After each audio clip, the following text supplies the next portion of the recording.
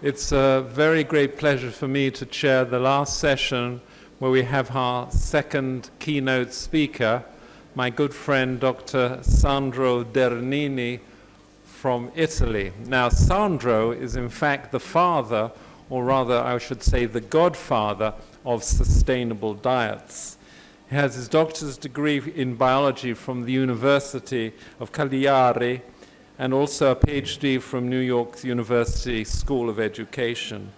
But it's very hard to put Sandro in a category because he believes in a multidisciplinary dialogue on the Mediterranean diet as a sustainable diet model, and he fosters this among international experts from so many different culture disciplines, including anthropology. He co-founded several international initiatives such as the International Foundation on the Mediterranean Diet, IFMED, the Forum on Mediterranean Food Cultures, the International Inter-University Center for Mediterranean Food Cultures at SISCAM, the Consortium on Well-Being in the 21st Century, and a very special network of artists called Plexus International, which are artists and scientists active in multicultural and interdisciplinary art and science exchanges. And that's in his spare time. He works as a full-time senior FAO consultant on sustainable diets and sustainable food systems. And we're very looking forward to hearing him. He's going to talk about Towards Sustainable Diets, the Mediterranean Diet as a Case Study. Sandro.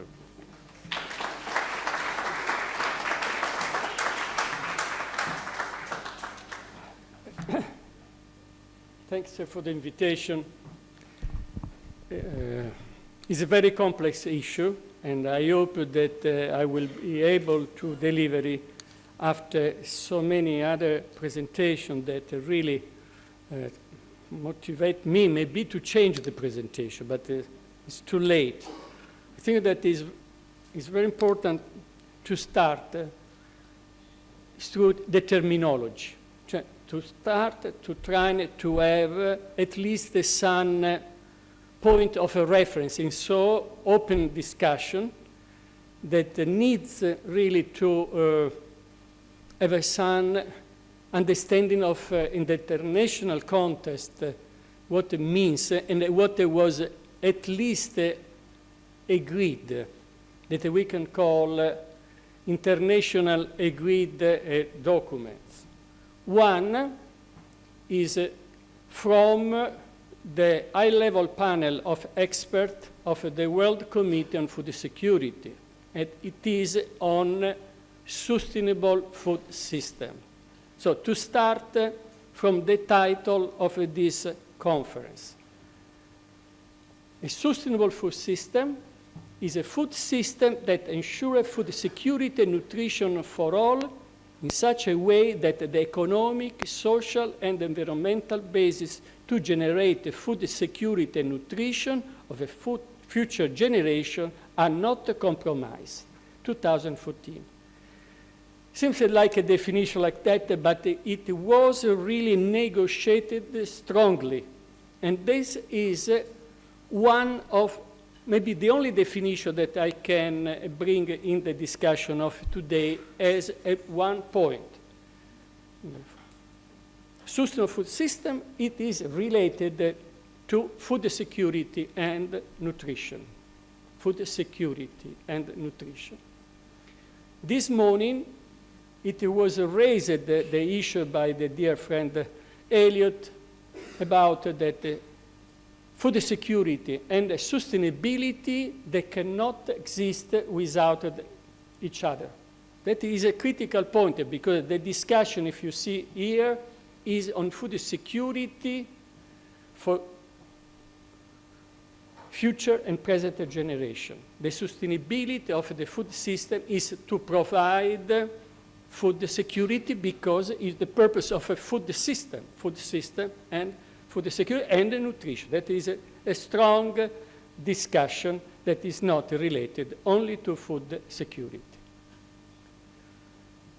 Okay, now comes the issue that is a very controversial issue. There are not an agreed definition in international agreed. There are a definition that they will see made through a scientific consensus. This is something else.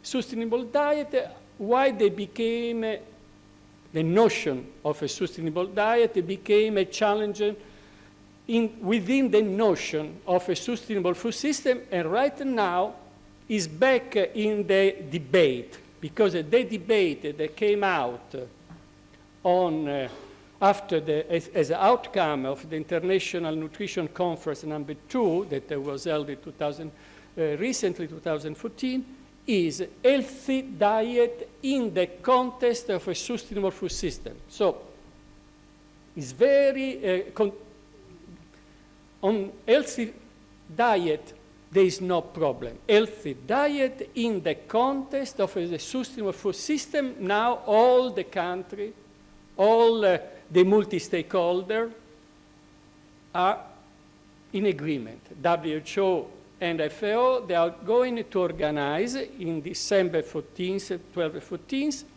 this international symposium, joint organizing as an outcome of the International Conference on Nutrition number 2 on healthy diet in the context of a sustainable food system, but not sustainable diet.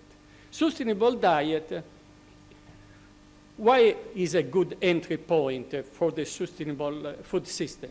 Because a sustainable diet links directly the consumption with the production.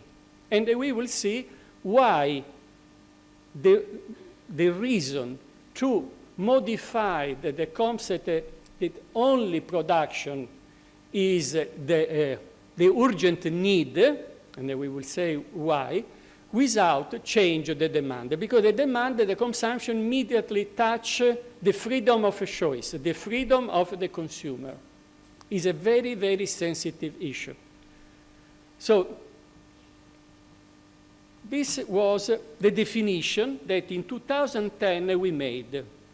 This definition of sustainable diet we made through an international expert workshop, an online survey, and an international symposium that brought the issue of biodiversity and a sustainable diet. So sustainable diet came from the need to show the value of biodiversity in nutrition. And we negotiated, really was very, you will see how this definition, and is not an FAO definition, 2010. We made a scientific symposium that was published by FAO, okay, in the 2010. Then after we did this proceeding report with Biodiversity International. The definition, you will see, is very long, but it's very important because it opens other dimensions of sustainability. Sustainable diet are those diets with low environmental impact, and we saw very well this morning. The attention is on environmental impact, diet and environmental impact, diet and the nutrition. Nutrition, environmental impact, public health, and environment. No, because if we talk about sustainability, there are the other more complex dimensions that are the economy and the social. In the social, there is the culture. So now we move to the low environmental impact, which contributed to food nutrition security and to the healthy life for present and future generations. On this part was built the definition of a 2014 high-level panel of experts of the CFS. On that, we worked together. Sustainable diet are protective and respectful of a biodiversity and ecosystem, where I come from the symposium. Culturally acceptable, accessible, economically fair, and affordable, nutritionally adequate, safe and healthy, while optimizing natural and human resources. This comes the problem between cultural acceptable. This means that there is no one model of a sustainable diet. Then comes the issue how to manage these different dimensions, and which are the challenges that we are facing. In this case, because my presentation was only focused to explain why the Mediterranean diet became a case study for the sustainable diet, but there are many other diets that are healthy diet, as it was stressed, but now we are taking this Mediterranean diet for this different dimension related to the sustainability. Food insecurity and nutrition transition. We are talking about Mediterranean area, but we know that when we talk about food insecurity, this is food insecurity comes in a global picture that the number of people that are not food secure, not in terms only of undernourishment, but like it was presented this morning, also in macronutrient deficiency and in overweight and obesity, if we account, is really not 1/3, but we are talking about almost the 60% of the world population is not well nourished, is malnourished. If we count the number that we have, the 75 million plus the 2 billion plus the other 1.5 million make a total on a population of 7 billion, almost of 50-55% of the population, of the world population is malnourished. But this brings together undernourishment and overweight. So there is in the Mediterranean this incredible story of a nutrition transition where they cohabit, but not only in the Mediterranean area, we see also in Africa and other parts of the world that is growing. But it was recorded this morning, FAO published some data, some projection, that in 2050, the demographic increase is bringing the world population to arrive to the need to have a 60% of production increasement. That means we call it as a paradigm and sustainable production intensification. How you can increase the production when already they have some pressure on the natural resources that is not sustainable. So we create also this other paradigm that is called nutrition-sensitive agriculture, because it came out from a lot of evidence that it was not enough to produce food, but it was also necessary to produce food that obviously was not, that has a nutritional value. Because anyway, the fortification group was said there is no problem. We fortify the food.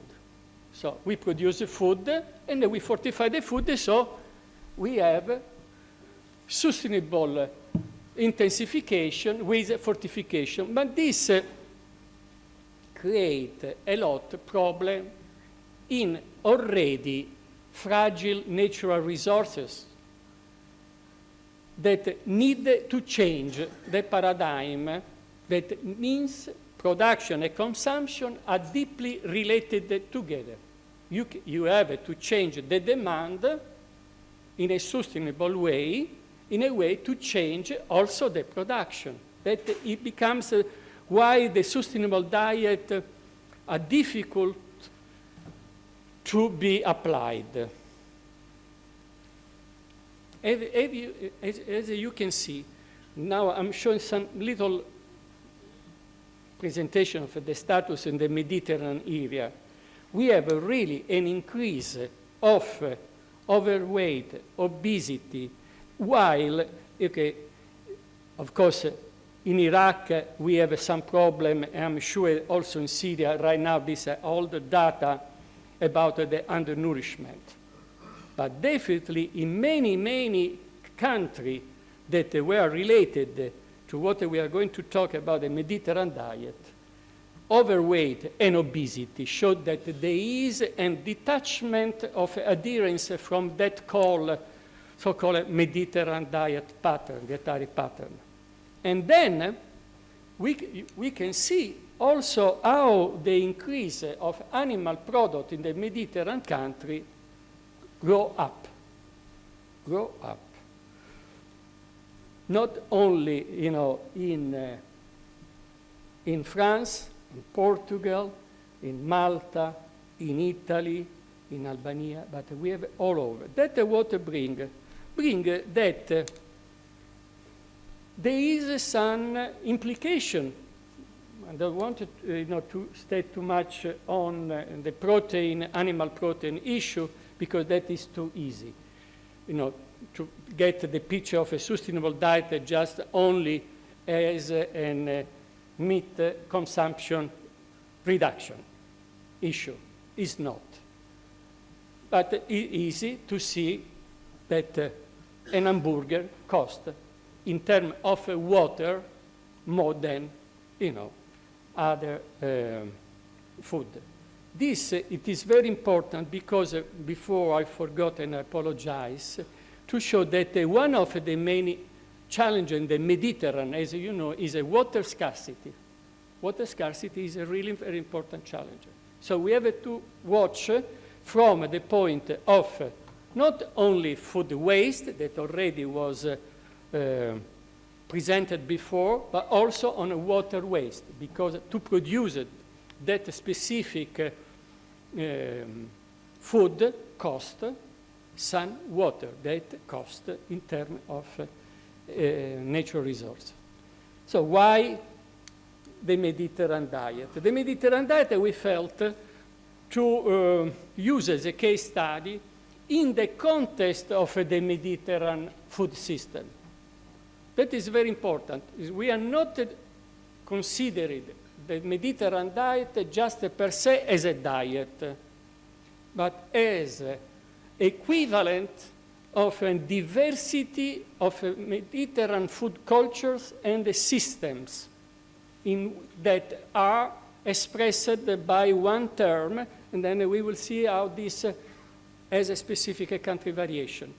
The Mediterranean diet has all this that is an evolution, because it's expression of a culture. So it's not static. It's not what was studied in the late 50s with a famous Ansel Keys 7-country studies. That was the 50s, and then no. We are talking about a dietary pattern that is related to the people. Then comes the problem, because this dietary pattern is not followed by the people. So that becomes the challenge of the increasing, the sustainability and the adherence. But to do that, you need assessment.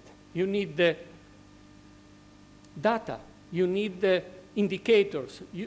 Not in one dimension, because it was presented before. If you touch one dimension of sustainability, you have to know that this will have implication and a modification in the other dimension related to the sustainability. So you have really to try to face this together, because they are interdependency. In 2010, UNESCO acknowledged the Mediterranean diet as an intangible cultural heritage. But that was not the point, because in all the international agencies there is negotiation. So the negotiation on the Mediterranean diet was done with the French cuisine. Before the French cuisine, after the Mediterranean diet, but that was the reality. The reality is negotiation to have some stamp that say, okay, this is a cultural heritage, and instead to protect it, because then the safeguarding measures, they are not associated straightly, become an opportunity of other speculation on and brand, and then become and brand. That is the main issue, to move to understand the difficulties in the assessment of the Mediterranean diet in a way that can be a safeguarding measure to bring back this food culture. Why food culture? Because the Mediterranean diet is not a medical prescription. the Mediterranean diet was, and then we will see, an invention by American nutritionists. That is in the reality of the fact, because until when, in 2009, we will see, we took out the USA copyright on the Mediterranean diet pyramid, was in a USA copyright in our school, the pyramid of the Mediterranean diet had on the bottom all the ways trust copyright. Because it was a study from outside, and it was just an healthy diet, and is very well accepted. Also, recently we did 2 days ago at FAO, an international symposium, Japanese diet and Mediterranean diet, introducing this big symposium that we are going to organize in December, healthy diet in the context of a sustainable food system. The only point is that the Japanese diet was presented and was organized only by the Japanese food industry. No one Japanese nutritionist, because they felt to use the business model of the Mediterranean diet. That is very, very good, because the Mediterranean diet grows for the interest of the food product related to the Mediterranean diet model. That is historical fact. But we are not eating nutrient.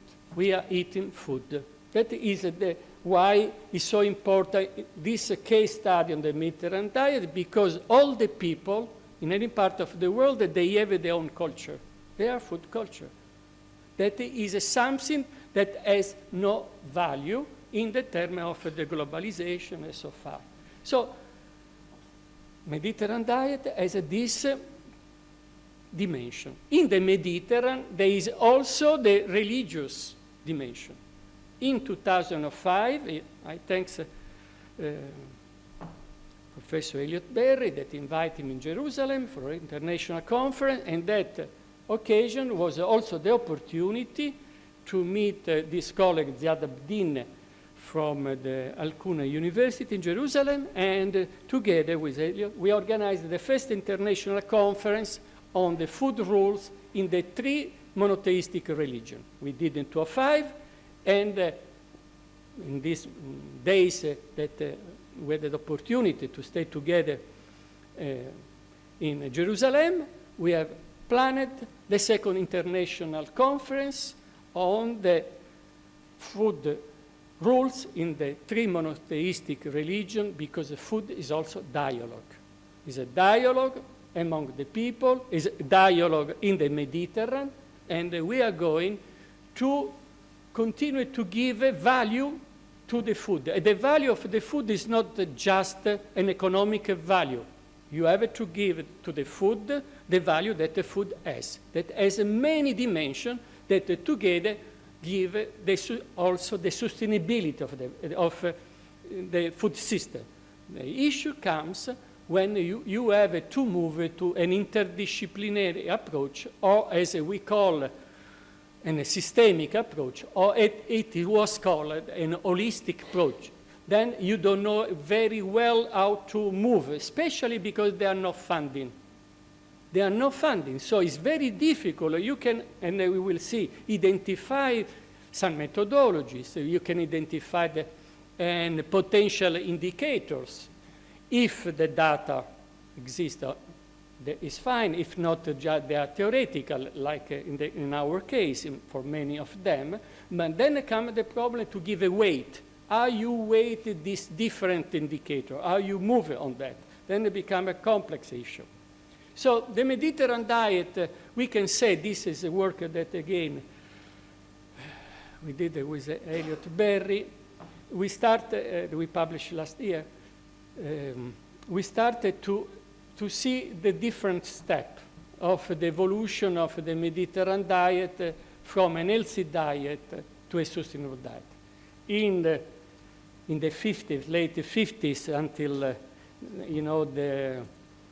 the famous conference at Harvard, where was presented the pyramid, the traditional Mediterranean diet was an healthy diet, and it was considered an healthy diet.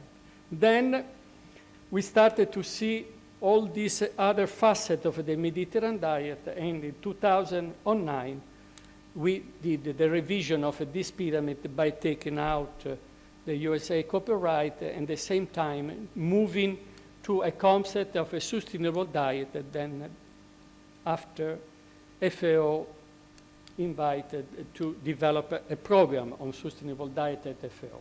On the Mediterranean diet, as a concept of sustainable diet, you see there are 4 dimensions, that the environmental impact, the nutritional health impact, the economic impact, the social-cultural impact. But that was the real issue why it motivated us. It's so good. It's so, okay, but nobody is following anymore. So there is something that is not working. Because we are losing our cultural heritage, but it's not only a question of a cultural heritage, but we are losing the benefit. So we felt, instead to cry, to say, oh, we are losing the tradition, it's very important to keep the tradition. No, the problem is which are the benefit, the advantage. And we started to change the strategy, to change the perception of how to face the problem. And, okay, we said, okay, the Mediterranean diet, as we know, diet in Greek means a lifestyle, a way of life, is expression that is a culture. It is related to many countries, and FAO said, okay, that is fine, because only for one country we cannot activate us, so is an interest of several countries, because FAO is an organization that has a country governance. So are the countries that give the line of a governance to move in this case. And before FAO, like you are doing, exactly as you are doing in this conference, we made a call.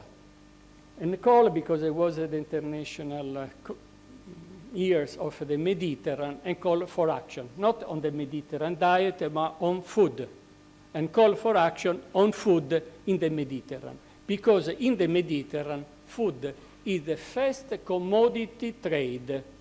It's very important economically. And has all this other value, but is treated just as a commodity. So as all the limitation of the commodities is trade, nothing else is made in this case. And in this call, basically, the main hidden point was that we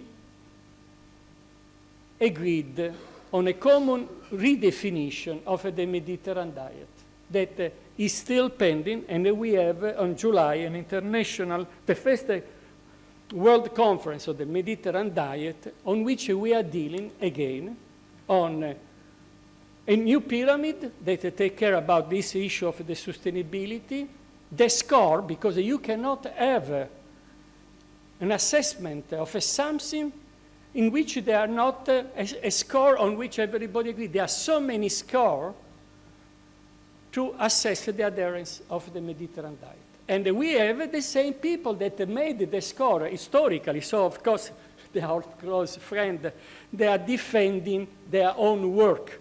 So it's very difficult because, anyway, that is very important.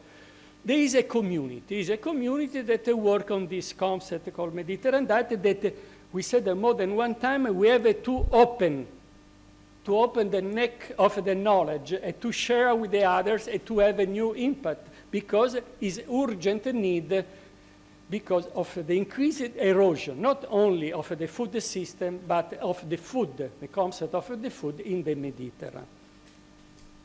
This was the revision that we made, but in 2009, then we revised in Barcelona 2010, but at the same time we presented the Mediterranean diet as a model for sustainable diet. that brought FAO to start the work. That was the pyramid modified again by the All the Way Foundation in the United States. You can see also from the image, because the image definitely are not a Mediterranean people. I see on the bottom more African-American people, because it was made for export. That is the story, it was made for export. So we said no copyright, and we made the other pyramid. That was a work of Professor Elliot, this one. The agreement was that there was a simple mainframe that had to be developed with the specific country variation. We're still fighting for that. And it's very difficult because it's the Mediterranean diet, and we agreed on the Mediterranean diet single, but the diversity in the unity of the diversity. Very easy, the approach to show that the Mediterranean diet pyramid has a very low environmental impact, and on that I think that there is a huge consensus that the plant-based dietary pattern, they have a lower environmental impact, but that is not only that issue that brings the sustainability. When we did the definition of the sustainable diet, on that occasion, we devoted an entire session of the symposium to the Mediterranean diet. This brought, with an intergovernmental organization that represented 13 countries in the Mediterranean, SIAM is called, to start the assessment of the sustainability of the Mediterranean diet in the context of the Mediterranean food system. And we identified this domain. Is an assumption that the Mediterranean diet is a model of sustainable diet, but they are not scientific evidence. We are working to provide the scientific evidence, but this brought some problem. Okay, let's do, we divide a lot international experts, we meet together, we started to divide the 4 sections. Okay, for each dimension, let's identify the indicators. So for nutrition and health, we started to identify with all the reference, the limitation of each indicator, diet-related morbidity and mortality, fruit and vegetable consumption intake, vegetable animal protein consumption ratio, dietary energy supply intake, dietary diversity score, dietary energy density score, nutrient density, quality score, food biodiversity composition consumption. There is no data anyway. Nutrition anthropometry, physical activity prevalence. That was one. The other one, in environment included biodiversity, that is very important. Indicator on biodiversity, we don't have. Data on biodiversity are very limited. Water footprint, fine. Carbon footprint, we know. Nitrogen footprint is okay. That was easy. Then we moved to economy. Food consumer price index, cereal, fruit, vegetable, because food price is very, very important. Cost of a living index related to food expenditure, cereal, fruit, vegetable, fish, meat. So we identify some group. Distribution of household expenditure per group, food per groups, food self-sufficiency, cereal, fruit, and vegetable. So intermediate consumption in the agriculture sector, nitrogen fertilizer, food losses and waste. Okay, then we move to socio-cultural factor. Proportion of meals consumed outside home, proportion of already prepared meals, consumption of traditional products, proportion of product under the label of certification, similar recognized traditional food, proportion of a mass media initiative dedicated to the knowledge of food, background, and cultural value. Then, disagreement, again. From 2014 to 2015, we spent 2 years to re-agree on the nutrition indicator. And we got 3 other indicators. The adherence to the Mediterranean dietary pattern, rate of local regional food seasonality, rate of eco-friendly food production, and or consumption. It was the organic group that insisted that had to come inside the nutrition. And then we started to say, let's to have this consideration on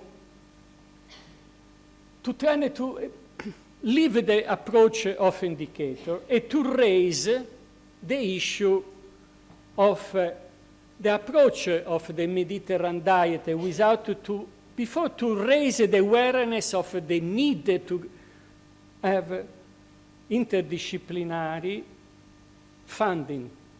We're talking about funding. You cannot do this without funding. And we started to take from the 3 pillars, because they are called pillars of sustainability.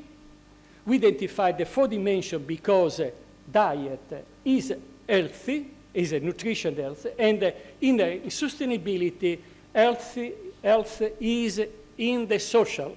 So we took out from the social the health, and we moved to 4 dimensions. We identified the benefit. So which are the advantages to use this model in the context of that specific food system, not in the other context, because there are some advantage. The advantage, what you get from if you use this model. There are 4 benefits. Well-documented health and nutrition benefit, the only one. That is, also low environmental impact and rich in biodiversity. But rich in biodiversity because we know, but we don't have the data on that. High socio-cultural food value, okay, we use the UNESCO as and a positive economic return locally. This is something that is moving very well and is called, not rural sustainable development, but a lot of small holders, small producer, they are starting to have economic return by producing local product, traditional product, and this brings back locally some economic benefit. That is very interesting how this small-scale economy is growing in the Mediterranean, where they are not the big enterprise, the big landlord. That brought to the framework on which we are working now as the main problem that we are trying to face in this moment. We build this from the 3 pillars of sustainability, the 4 dimensions. From the 4 dimensions, we identify the benefit related to each dimension, and this called the method diet 4.0. Then, as to be moved in this pyramid that now we are going to rediscuss in July, that has this country-specific variation, like we have started from 2 countries, from Lebanon and from Tunisia right now, with a 2-country project, in which will be all this methodology developed with the funding, because we have to collect it, which is the current status of the consumption in the country, which is the current status of the health and the nutrition in Lebanon and in Tunisia. That to combine in a theoretical model that will come up from this frame, and how is sustainable. It can be assessed only if you have as a point of reference that country. You cannot expand generally to say that you are going to assess the sustainability of the food system. It's impossible. You have to reduce the range of your action to a very specific food system that you identify. So the Mediterranean diet is not a brand, and together with many other international agencies that are with, but with very important countries: United States, Brazil, Argentina, Netherlands, France, Switzerland, South Africa, big company, Nestlé, Barilla, Europe Food and Drink, Civil Society, WWF.